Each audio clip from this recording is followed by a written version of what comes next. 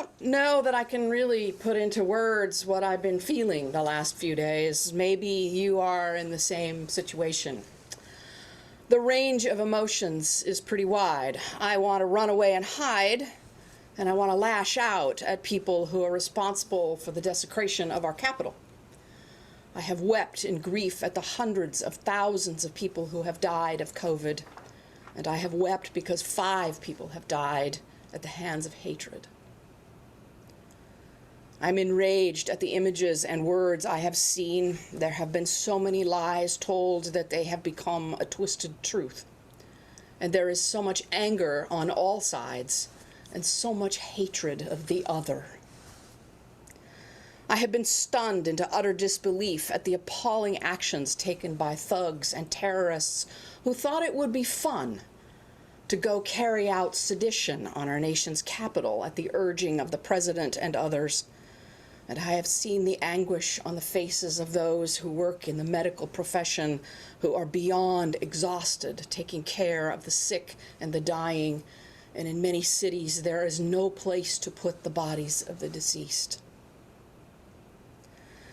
It did not for one moment escape my notice on Wednesday that those who chose to do these terrible things in our nation's capital and in Olympia and in other places were almost all white people. My first thoughts were that if this had been black or brown people attacking our nation's capital, there would have been far more blood shed on those marble steps. And far more people of color are sick and dying of COVID. And it has nothing to do with some innate biological preference of the virus. It is because people of color live in far worse and more vulnerable places than many, many white people. And this is just the last 5 days. All of it is thrown upon piles and piles of the lies and death and destruction of these past years and past generations. It is as though we have been ravaged and left for dead by multiple enemies and multiple wounds. And I have no idea how these wounds can be healed. Our world seems to be shattered, and no matter what we want, we are not going to go back to the way things were a year ago. We should not do that. No one should say to anyone, let's move on. Let's pretend none of this happened.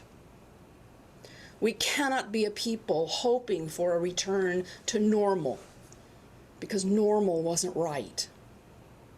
We must be a people being transformed by something new, by something called resurrection, new life.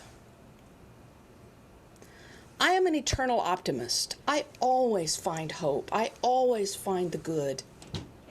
It may take me a while, but I firmly have my feet planted in that place. And so I believe that these wounds can be healed. It will be slow, and it will take more time than me just hoping that it will come about. But it will take me, because without me, nothing ever changes. And it will take a lot of change to go where I think we should go, or I hope we will go. First off, I want to say that if you have felt any of these feelings these weeks, it's okay. It is okay to be angry, and it is okay to want to numb your feelings. There is nothing wrong with you. You are not evil or sinful because of it. There is plenty enough sin lying around without adding that on top of it. You are not bad if you haven't been able to do anything this week, but doom scroll your news feeds or have your faces pressed to your TVs. Or there is nothing wrong with deciding to put your head in the sand and pretend nothing is wrong. We have all been traumatized this week, whether we see it that way or not. And in my work in disaster recovery, trauma is a big deal. And trauma needs to be paid attention to and given an incredible amount of grace and love and care. Secondly, I want to say that if you disagree with me, that is your right. But I have had enough of silence, and enough siloing, and my faith and my trust say it is time to do something. My faith and my trust is in a just and loving and merciful God who will not let me simply stand here from this moment and say, I want to go back. I can't. This also means that if you disagree with me or your next door neighbor, listen to their stories, talk with them, but have your ears listen. That is how you might make friends out of enemies. That is one way this might get transformed. Today is a time to stand in front of a very bright light and seek repentance. Not doing so simply perpetuates the evil that we have seen this week and has been festering in us and in our lives for centuries. It has to stop. And it has to begin with our complicity in allowing hatred and violence and injustice to continue. Wednesday was the Feast of the Epiphany, the day when the church recognizes that the light of the world has come to be with us and to save us. We celebrate with the arrival of the Magi and their following the star that led to the Christ child. Today we celebrate Jesus' baptism. Bishop Greg is writing in the little forward day-by-day reflections this month, and I admit that I have read ahead because I knew it was him. He talks about baptism this morning, and he says there are two ways to think about it. The first he calls magic, and that doesn't require change, and it isn't about getting God to love you. God already loves you, whether you're baptized or not. The second way to look at baptism is by decision. It means that when you are baptized, you are changed or transformed, and you dedicate your life to a new cause, a new way of being. You promise things, or somebody did it for you until you are old enough to do it yourself. That change is God's hope for us.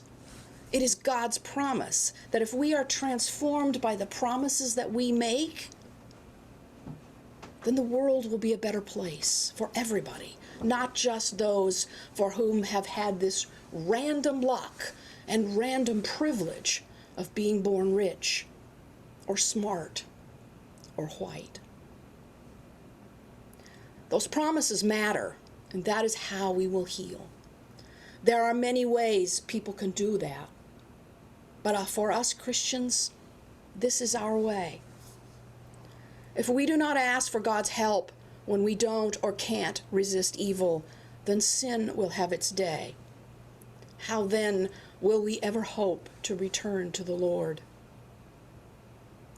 Are we really paying attention when we say we will respect the dignity of every human being? I am not sure I have done that. Clearly we do not, and we never have. Until we do so, we will continue to sit in the darkness of death. In Mark's Gospel this morning, the writer describes the moment when Jesus comes up out of the water and the heavens are torn apart. And the word is torn, as in ripped apart. The curtain wasn't just pulled back to reveal something. It was ripped away. Valerie Kaur, a Sikh woman who knows what it's like to be the other, has said, what if this darkness is not the darkness of the tomb, but the darkness of the womb? And what if our America is not dead, but a country that is waiting to be born? What if the story of America is one long labor? What if all of our grandfathers and grandmothers are standing behind now those who survived occupation and genocide, slavery and Jim Crow, detentions and political assault? What if they are whispering in our ears, "You are brave"? What if this is our nation's greatest transition? When the birth waters break, the wall that has been kept the wall that has kept the newborn safe, what if it's torn away? What does the midwife then tell us to do? Breathe. Breathe. And then push. Because if we don't push, we will die. And if we don't push, our nation will die. I want to say this is our chance at life. In the midst of a terrible, terrible week, let us choose life. It is often asked by scholars, why did Jesus need to be baptized? It isn't because he needed to be relieved of his sin. There wasn't any. I have always wondered if it wasn't so, that the first thing he did in his ministry was to show us that when he got pulled up out of those waters of new life and took that first gasping breath, we would know what it was like to have the heavens torn open and God tell us that we are beloved.